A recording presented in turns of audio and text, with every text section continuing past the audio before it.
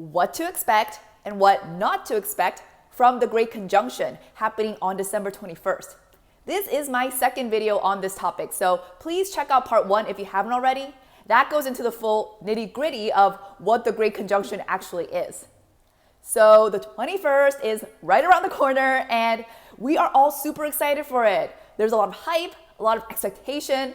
This is all really good, but in this video today, I want to make clear what you should and should not expect so that we can all be prepared just moving forward. First, what not to expect. Please do not expect the rapture. Like, don't expect to just wake up one day and suddenly ascend to heaven or to the 5D or get beamed up by aliens, wherever you want to go. Please don't expect an immediate change because it's really not going to be like that. What is happening is a shift that's going to unfold gradually. So it's not like we're going to just wake up on the 21st and everything's perfect and beautiful and wonderful again. It's also not that we're going to wake up and everything's going to be chaos and falling apart. If you are expecting an extreme scenario, then you probably will be disappointed because, again, this is a shift that is going to unfold slowly. Astrological events are cycles. They're not just instantaneous events. So on the 21st, we will see the start of a new cycle between Jupiter and Saturn. And then that cycle will continue on for the next 20 years. So again, it is over time. If you want to learn more about what cycle we are entering, go check out part 1 of this series. Now, this is not to say that we won't see something significant happening on the 21st. Like, we definitely could, especially with this Aquarius energy, but I just don't want you guys to be disappointed if nothing happens on that date. Regardless, I do think that we will start to see things unfolding quite quickly, honestly, after the 21st. And we will see certain events or narratives starting to take shape.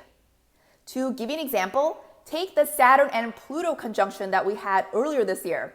Saturn and Pluto aligning, that was probably like the second most important alignment of 2020, apart from the Great Conjunction, of course. And again, it happened earlier this year on January 12th.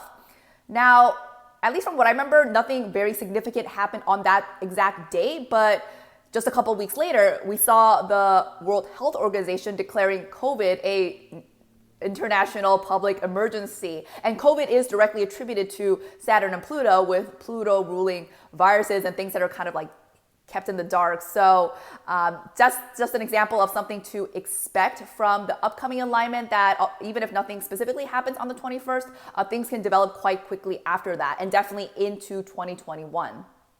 You can think of 2021 as the seeding year of the upcoming cycle. So next year, we will absolutely start to see a lot of the Aquarian ideas and concepts really coming into being in society, really rooting in.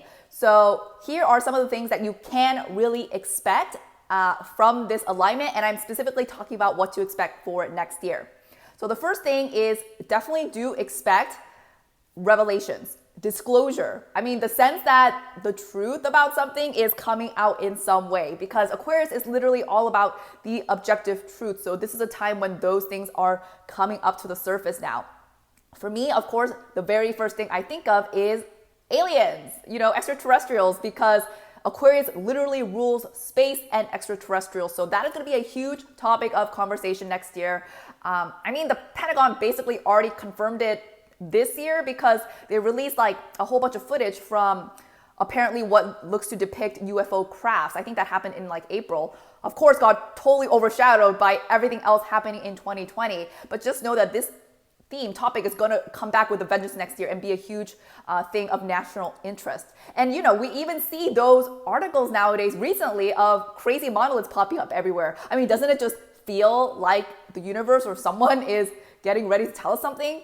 This is definitely going to be a continuing theme into next year. So expect revelations, expect disclosure about aliens, but also about other things. I mean, in general, we are going to be introduced to new concepts and ideas that really sort of push the limit of our understanding of our own existence, and really even makes some of us uncomfortable. With that, I definitely want to say, don't be scared. Embrace the weirdness. Embrace the things that are wacky and cuckoo and out there, because those are the truths that are being revealed now with Aquarius energy. And again, it is, of course, coming for our highest good. So just be willing to look into things, have an open mind, and embrace the unconventional. And I want to make a key point here that we all need to do our own research. We need to do our own research and find things out for ourselves, because Aquarius, again, is people power. So it's all about information coming from the bottom up, not top down. So we no longer need the higher ups or the 1% telling us what is going on anymore. We all need to find it out for ourselves. We need to discover it for ourselves. Of course, this can feel really scary. It feels like you can't trust things, but be encouraged that we will have Jupiter and Neptune both in Pisces next year, which is a big deal. So all of our intuition is going to be heightened. Our third eye is going to be awakening for a lot of people. So this is a time of coming into our intuitive power. So just know that trust yourself, trust your gut on what feels right and what feels wrong to you, despite what anyone else is saying. Trusting our intuition is really going to be the best way for us to gain knowledge next year. Second, I do expect to see more of a shakeup in societal structures next year. Of course, this has already started happening with COVID, and I think it will accelerate into 2021. We're already asking lots of questions, about the future of our workplace or our schools, our government. There are certain policies already being considered and talked about, like a bunch of central banks talking about digitizing currency, and some even talking about global ID. So I do expect a lot more of these radical society changing policies and ideas to be introduced to us next year. Hopefully they trend in a more people-oriented direction, but I definitely want us to be wary again of policies that come straight from the top down. I always want us to ask ourselves, who does this benefit the most? Does this policy benefit me, average people like my mom, my dad, my friends, or does it benefit the people who are pushing this agenda? What you need to understand here is that, yes, the Great Conjunction will start bringing Aquarian energy into the collective. It'll start circulating Aquarian ideals. It'll start bringing power to the people. That is the trend of the next 20 years. But currently, we're still in a time of consolidation for Capricorn energy. Of course, Capricorn being the sign that rules authority and hierarchy and government. So this is all to say that even though we will start feeling Aquarian energy, we can definitely still expect to see holdovers from the Capricorn Earth era. So I do expect to see greater pushes towards authoritarianism, towards hierarchy, towards imbalances in power. So these are all the things that we need to be wary of going into next year. And again, with that, of course, be wary of the policies that are coming from the Capricorn structures of government or international leaders, corporations, things like that. Now, here are some things that you can expect more on a personal level for yourself. On a personal level, you can definitely expect to feel a greater push or urge towards being more authentic and genuine next year, because Aquarius is all about being our true selves. In 2020, we were all considering our jobs. We were all focusing on what kind of work we want to do. We were reimagining the nature of work because 2020 was a heavy Capricorn year. 2021 is a heavy Aquarius year. So that next year is all going to be about expressing our individuality and doing things that make us unique and different from other people, because Aquarius helps us understand that it is our differences that make us stronger together. So we are all being challenged to express that.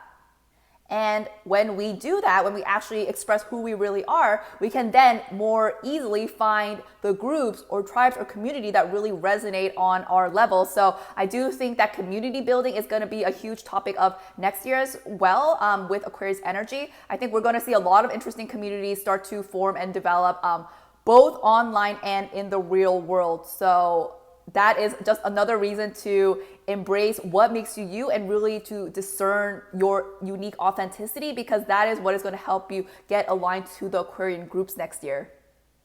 With that, I think we're all going to be personally feeling a greater push to learn and study things next year, especially relating to esoteric topics like astrology or symbology, mythology, things like that, because we are shifting into the larger cycle of air where knowledge will be power. So I think we are all going to be trending in that direction.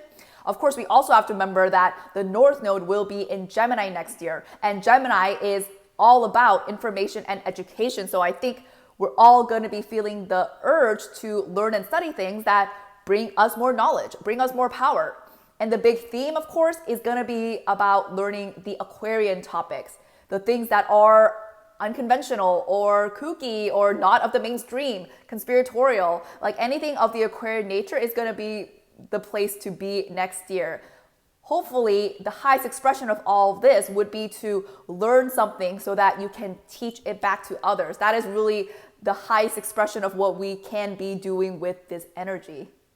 Another thing I think we will feel is an urge to be less materialistic. Of course, this is a longer term trend, but we are moving away from the cycle of Earth where the focus was on material things like money and the things that money can buy. So I definitely see less of an emphasis on tangible matters next year. Of course, we're all going at our own pace with this. Like we're all each at different points of our journey when it comes to materialism, consumerism. But I do think that overall, everyone will start to feel a sense that just the material things are not as important anymore, whether they are conscious of this thought or not. Along this line, I do think that we are going to see many more people becoming like independent and self-reliant next year, essentially removing themselves from the earthbound systems and taking care of themselves. So self-sustenance is going to be a huge theme of 2021. And I definitely think we're going to see way more people going off the grid, growing their own food, catching their own fish, collecting water, things like that. Being removed from the earthbound systems is going to be a huge theme. And I'm sure lots of local communities will form around that. I mean, that's definitely something I want to participate in. That's essentially why I, moved out of a city and moved into the country this year. Finally, I will end this video by talking a little bit about what you should not expect for yourself. Please do not expect things to just happen on their own. Like, please do not just sit around waiting for things to happen. Aquarius is all about creating the future. It is being written now, and we all need to consciously participate in the process. It's all about collective group effort, and we each have a really, really important role to play, even if it doesn't feel like it. I would honestly even argue that the little people, us, we're much more important now than the elites, because again, Aquarius is all about the power coming to the bottom up, not the top down. So we have a really important role to play, and it honestly can be quite simple. First, we just need to find the courage and strength to be our true selves and to express ourselves unapologetically, no matter what other people say. With that, we can then create a new vision for the future that aligns with who we really are, our authentic beings, and what our soul is really calling on us to do.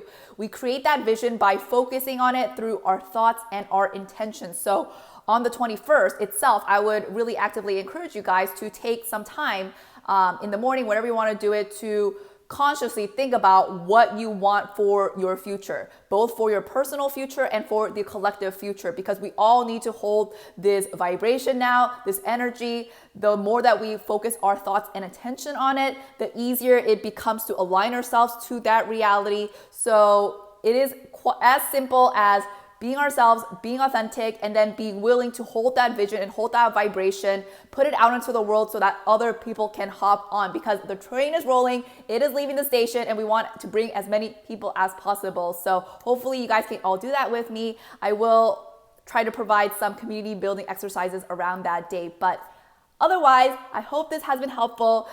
Even though some parts were dark, there's definitely so much more to look forward to, and I can't stress enough the fact that we are coming into our power now. Capricorn is like dad energy. It's like dad telling us what to do. And Aquarius is us realizing that we're actually adults now and we don't need dad anymore. Like we can just like regulate ourselves just fine without the authorities.